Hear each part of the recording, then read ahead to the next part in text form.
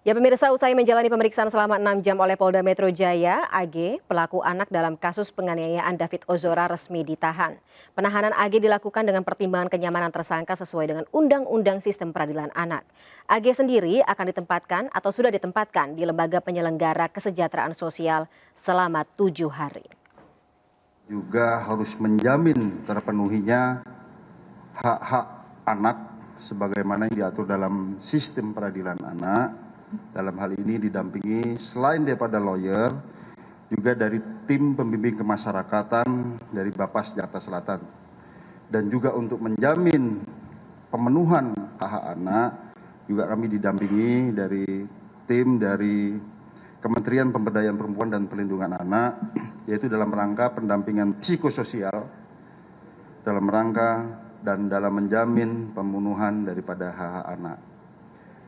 Dari hasil pemeriksaan kami selama kurang lebih 6 jam, ini kami sekali lagi dengan pertimbangan kenyamanan terhadap anak, malam ini kami putuskan dari tim penyidik kemudian untuk melakukan penangkapan dan dilanjutkan dengan penahanan. Tentunya penahanan ini juga kita berdasarkan Undang-Undang Sistem Peradilan Anak. Ya pemirsa, pertanyaannya mengapa AG ditahan di Lembaga Penyelenggara Kesejahteraan Sosial, dan setelah AG ditahan ini Polda Metro Jaya juga memastikan akan melakukan pemeriksaan terhadap saksi lainnya di kasus penganiayaan David Ozora. Informasi selengkapnya akan disampaikan oleh rekan kami Putu Bagus yang saat ini berada di Polda Metro Jaya. Putu, selamat malam. Informasinya Polda Metro Jaya akan kembali melakukan pemeriksaan terhadap saksi baru dalam kasus penganiayaan David. Dari informasi yang Anda dapat, siapa dan seperti apa pemeriksaan ini akan dilakukan? Ya, selamat malam Fani dan juga pemirsa. Memang informasi sejauh ini yang kami dapatkan, anak AG berusia 15 tahun sudah ditetapkan menjadi tersangka terhadap kasus penganiayaan yang menimpa David Ozora berusia 17 tahun, di mana statusnya sudah berubah, ditetapkan menjadi anak yang berkonflik dengan hukum. Dan di samping itu dari hasil pantauan kami yang kami dapatkan informasi pula bahwa sekiranya sore ini pada pukul 17 waktu Indonesia Barat, kuasa hukum dari Mario Dandi Satrio atau MDS, yakni Dolvi Rompas dan juga Basri, datang ke Polda Metro Jaya. Dan setelah ditanyakan bahwa agenda kedatangan dari kuasa hukum dari MDS ini menyatakan adanya kelanjutan pemeriksaan dari tersangka yang bersangkutan. Dan di samping itu masih belum ada informasi terkait lebih lanjut mengenai bagaimana tersangka akan dilakukan ke depannya. Namun kami sejauh ini masih memantau, dan dari hasil wawancara atau dari hasil pernyataan yang disampaikan oleh kuasa hukum MDS yakni Basri menyatakan bahwa yang bersangkutan sebagai kuasa hukum menerima teror atau ancaman dari nomor yang tidak dikenal. Hal ini dikarenakan yang bersangkutan ini menjadi kuasa hukum dari Mario Dandi Satrio. Dan di samping itu informasi yang harus kami sampaikan pula bahwa proses rekonstruksi yang tadinya akan diselenggarakan pada hari ini yakni pada tanggal 9 Maret 2023 batal dilaksanakan, dan rencananya akan dilaksanakan pada esok hari yakni pada tanggal 10 Maret 2023. Namun kami masih belum bisa memastikan jam berapa proses rekonstruksi ini akan dilaksanakan. Namun rekonstruksi ini akan digelar di tempat kejadian perkara yakni di wilayah Pesanggerahan Jakarta Selatan, dan akan menghadirkan 23 adegan rekonstruksi. Sekian informasi yang kami dapatkan. Kembali Fani. Ya baik, terima kasih Putu telah melaporkan dari Polda Metro Jaya. Selamat kembali bertugas. Ya pemirsa, butut kasus penganiayaan Mario Dandi Satrio, pihak kepolisian kini menahan AG di ruang khusus Lembaga Penyelenggaraan Kesejahteraan Sosial atau LPKS. AG diperiksa selama 6 jam dengan didampingi oleh kuasa hukumnya serta pendamping dari Kementerian Pemberdayaan Perempuan dan Perlindungan Anak. Hasil pemeriksaan Polda Metro Jaya kemudian memutuskan AG untuk menjalani penahanan. Sementara di sisi lain, Polda Metro Jaya juga memutuskan untuk menunda rekonstruksi kasus penganiayaan yang dilakukan oleh Mario Dandi dan juga kawan-kawannya terhadap David Ozora. Sedianya rekonstruksi dilakukan hari ini, namun ditunda atas alasan menunggu kelengkapan alat bukti. Sudah bergabung bersama kami dalam MNC News Prime malam hari untuk membahas hal tersebut lebih dalam. Yang pertama ada Ibu Atwirlani Ritonga selaku Asisten Deputi Pelayanan Anak Kementerian PPPA lewat sambungan Zoom. Saya sapa terlebih dahulu, selamat malam Bu Lani. Ya, malam Mbak Fani. Terima kasih telah bergabung bersama kami. Kemudian di studio sudah ada Bang Mangata Toding Alo selaku kuasa hukum dari AG dan juga Bang M. Hamzah selaku advokat dari LBH Ansor. Saya sapa terlebih dahulu. Bang Hamzah, Bang Mangata, apa kabar? Baik. Terima kasih telah hadir bersama kami di studio malam hari ini dan juga Bulani. Semuanya saya ke Bang Mangata terlebih dahulu ya, langsung saja kita mulai dialog kita pada malam hari ini. Saya ingin tanya terlebih dahulu Bang Mangata, sudah sempat bertemu dengan AG setelah sebelumnya kan dikatakan belum sempat kontak ya setelah ada pendampingan baik dari pihak kepolisian maupun juga dari LPKS dan tentunya dari pihak Kementerian PPPA? Dari tadi malam kami dampingi sebenarnya pemeriksaan sepanjang 6 jam kemarin. Terus tadi malam pada saat memang anak klien kami ini dia dititipkan di LPKS itu untuk memang lebih intensif seperti Pak Dirkrimum kemarin sampaikan bahwa ini untuk membantu percepatan setiap proses yang akan dijalani oleh anak ini. Dan kami mengapresiasi pihak penyidik, pihak pemerintah dari PPA, Kemensos terus dan hadir untuk memenuhi dan menjaga hak-hak dari klien kami ini, Mbak. Oke, jadi sampai dengan saat ini berarti yang mendampingi dari pihak siapa saja, Bang Mangata? Ada Kemensos dari pekerja sosial, sama ada dari psikolog dari Kementerian PPA, Mbak. Oke, Ya, di sana. so far kondisi klien Anda seperti apa? Tadi sempat video call kami sebenarnya. Oke. Beliau dia kondisinya masih menyesuaikan dengan tempat, tapi kami lihat dari tim Kemensos dan tim PPA terus mendampingi. Bahkan tadi sempat bajunya baru diantar juga tadi ke sana dan kami lihat dia masih menyesuaikan dengan lokasi di sana. Baik. Kalau gitu saya ke Bang Hamzah. Bang Hamzah, saya sebelum menanyakan terkait dengan bagaimana reaksi dari tentunya LBH Ansor dan juga keluarga David terkait dengan penahanan AG ini. Kabarnya LBH Ansor sempat bereaksi ya dengan penundaan rekonstruksi yang sedianya dilakukan hari ini tapi ditunda. Gini, LBH Ansor kan kalau kita semakin cepat rekonstruksi, semakin cepat proses ini. Nah, kalau keluarga Ananda David memang dari awal ingin proses ini segera cepat selesai. Mengenai rekonstruksi yang akan dilakukan besok, kita udah dapat info tadi sore dari penyidik. Besok jadinya rekonstruksi. Oke, seperti apa informasinya, Bang? Nggak hanya info bahwa rekonstruksi akan dilaksanakan besok. Jam berapa? Setelah Jumat. Setelah sholat Jumat ya? Pukul 13 waktu Indonesia Barat? Pukulnya belum ditentukan secara pasti. Ya nggak apa-apa, sekalian juga informasi untuk awak media, besok rekonstruksi rencananya akan dilaksanakan setelah sholat Jumat, berarti sekitar ba'da zuhur seperti itu. Baik, kalau misalnya dari LBH Ansor sendiri akan datang ke proses rekonstruksi berarti? Kita kemungkinan akan datang. Apa yang Anda harapkan? Kita mau lihat aja fakta yang direkonstruksikan dengan rekaman CCTV dan rekaman video yang banyak beredar di sosmed, apakah sesuai atau tidak. Kalau yang Anda tangkap dari rekaman CCTV dan juga video yang selama ini beredar, fakta-fakta apa saja yang sudah LBH Ansor kumpulkan? Kalau fakta yang harusnya diungkap dalam video yang beredar itu kan perbuatan penganiayaan berat yang dilakukan oleh pelaku MDS itu sangat keji, sangat kejam, dan itu juga ada reaksi dari MDS setelah seperti rasa puas.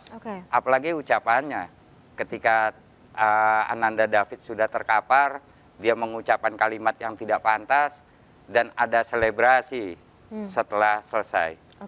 Apakah itu semua akan ada di adegan yang akan direkonstruksikan besok? Itu aja. Dan tidak hanya dari MDS saja, tapi juga kawan-kawannya. Kalau kita melihat kan pelakunya bukan hanya satu. Iya, kalau dalam atau yang terlibat. Kalau itu pelaku utamanya kan MDS. Yang kalau saya yang pengen lihat besok rekonstruksi, karena MDS itu apakah akan menjalankan rekonstruksi seperti kejadian penganiayaan beratnya, itu yang kita harapkan. Termasuk juga dari pihak AG akan hadir tentunya dalam proses rekonstruksi besok ya, Bang Mangata? Ya, kami akan hadir pastinya dan saya tadi lupa sampaikan, kami terus mendoakan dan dari pihak keluarga terus menyampaikan doanya untuk Ananda David pastinya, Bang Hamzah. Dan besok kami akan mewakili pihak AG karena anak belum bisa dan tidak dibolehkan oleh Undang-Undang SPPA dan kita harus menjaga itu. Jadi besok akan digantikan perannya. Sesuai dengan kesaksian dari AG sendiri? Iya, pasti akan didukung oleh alat bukti lain. Ada CCTV dan keterangan dari saksi-saksi di lokasi. Kami akan memastikan itu sesuai dengan BAP, Mbak. Baik. Untuk dari Kementerian PPPA sendiri, Bu Lani juga besok apakah akan hadir dalam proses rekonstruksi? Ya, ini sebenarnya kita harus lihat kembali nanti bagaimana kondisi karena AG tidak hadir ya di dalam proses itu dan kami juga sebenarnya berfokus juga untuk mendampingi anak korban dalam hal ini D. Jadi apabila memang AG tidak hadir dalam proses rekonstruksi, kami mungkin tidak akan hadir di dalam proses tersebut. Gitu. Tapi dari Kementerian PPPA sendiri, P3A ya, PPPA sendiri tentunya juga apakah semacam mengawal agar proses rekonstruksi ini sesuai dengan apa yang ada dalam kesaksian dari AG supaya tidak terjadi ada miskonsepsi lagi atau bagaimana mispersepsi dari publik yang selama ini terbentuk atas AG. Iya, betul. Ini kami terus berkoordinasi dengan Polda Metro Jaya ya dalam hal ini. Jadi memang ini kewenangan dari penyidik, dari pihak kepolisian Polda Metro Jaya untuk memastikan apa yang disampaikan oleh AG sesuai atau tidak dengan proses rekonstruksi yang nanti akan dijalankan pada esok hari gitu ya. Jadi hanya saja nanti hak-hak AG ini yang harus kami pastikan agar tidak melanggar dari Undang-Undang SPPA. Begitu Mbak Fani. Baik, baik. Kita masuk ke substansi terkait dengan penahanan AG ya sebagai anak berkonflik dengan hukum saat ini. Bang Mangata, ada tanggapan tersendiri. Menurut Anda penahanan tersebut apakah sudah sesuai dengan harapan, sudah sesuai dengan aturan atau undang-undang?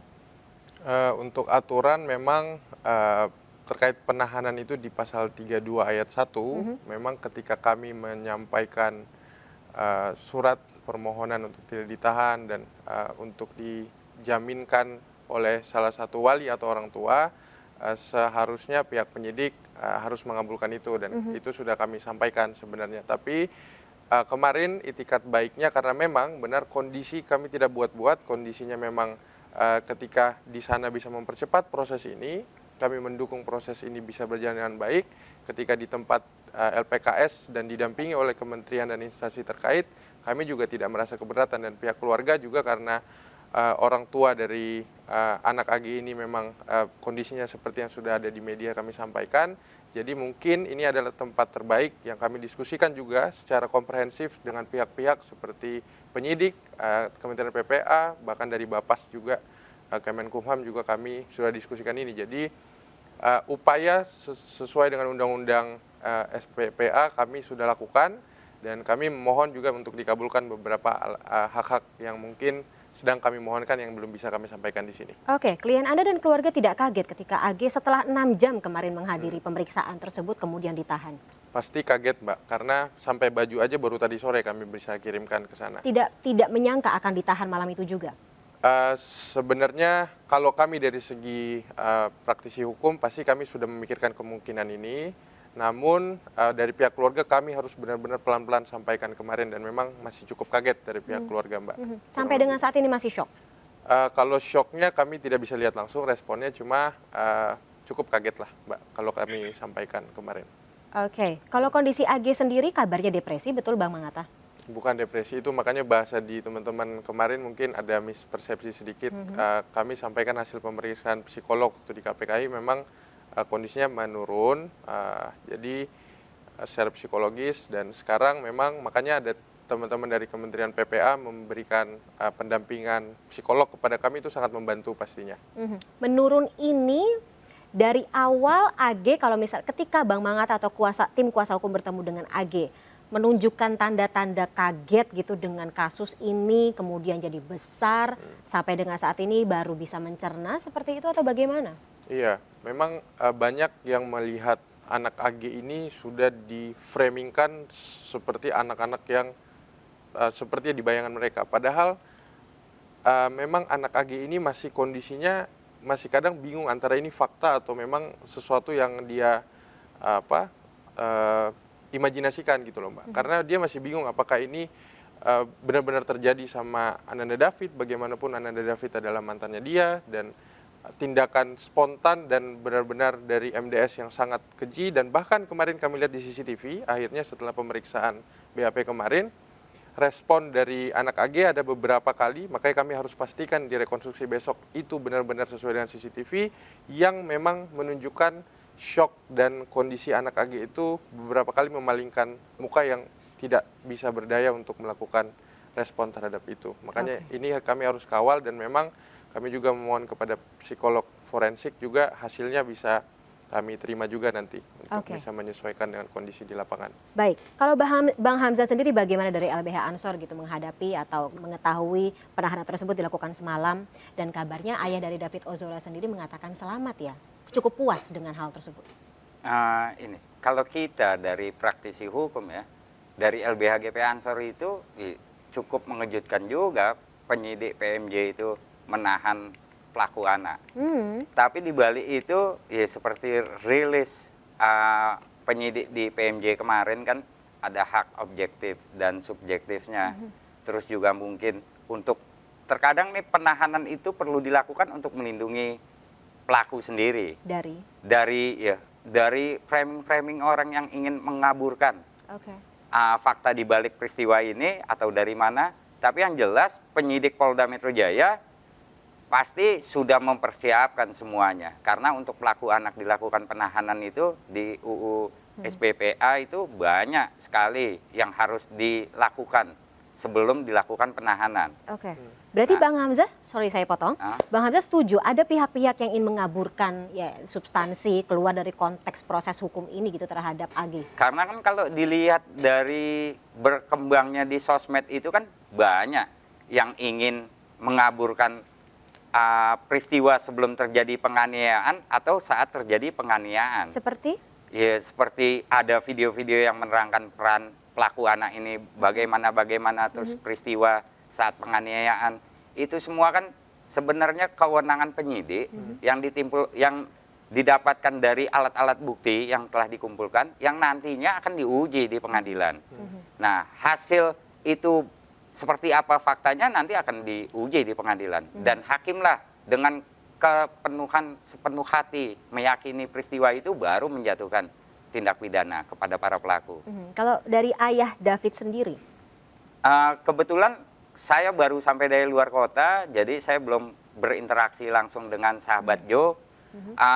Kalau kita melihat reaksi spontanitas seperti itu ya wajar-wajar saja. Apalagi Ananda David ini hari ke-16 masih tidak sadarkan diri. Kalau menurut medis masih statusnya itu koma kritis, walaupun alhamdulillah sudah banyak perkembangan dan informasi yang saya dapat hari ini emosionalnya sudah agak stabil, tetapi belum kenal siapa-siapa. Ya kita doakan saja semoga Ananda David ini segera pulih.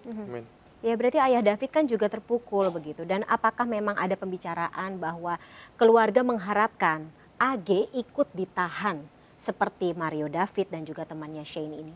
Nah, kalau untuk orang umum, pelaku anak itu ya maunya karena dia terlibat pasti ditahan. Tapi walaupun dia anak di bawah umur. Nah itu dia masalahnya. Hanya orang-orang yang mengerti saja bahwa negara ini kan negara hukum. Kalau untuk pelaku anak memang ada aturan khusus yang diatur di negara ini yang mungkin tidak semua orang paham. Nah dari kasus ini nih banyak pelaku-pelaku anak yang mendapatkan perbedaan dari kasus ini.